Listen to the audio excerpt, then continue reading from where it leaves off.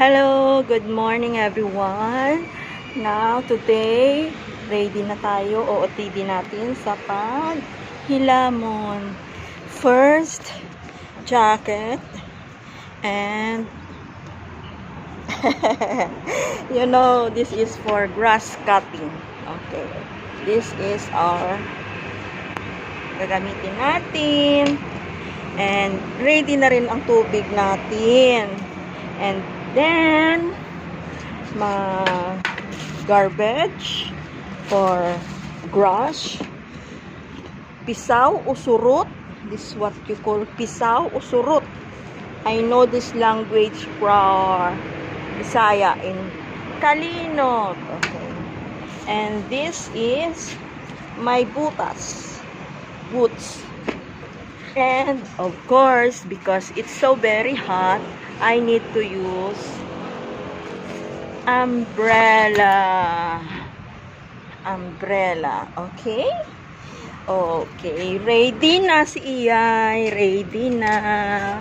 Yes, of course, I have gloves. Gloves. Okay. Yeah, I will wear. First, before I will wear my boots. Ay, nawala yung medyas ko. Hindi ko pala nadala ang medyas. Edi mag-suot na lang tayo ng butas directly. Okay, peace out. And of course, purungkuan. So I have to use two of this because maybe it will broke if it is only one. Let's go, guys. Dahil sa pwesto ko ngayon hindi naman masyado mainit, mamaya na to ang payong.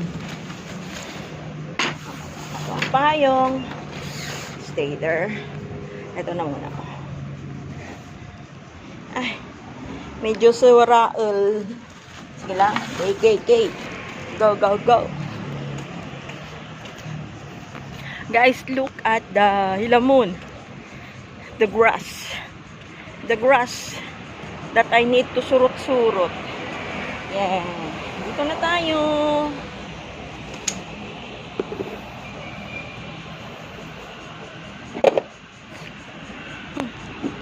Hey! Before I start, I have to wear my gloves. Hello guys, sige. Maghilamon muna si Iyay kasi just now I finish my close na kasi ang school kaya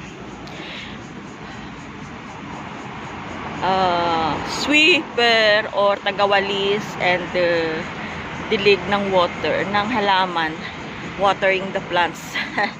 Then after maghila mo na. Okay, but I love my work. No more complaint. I love my work.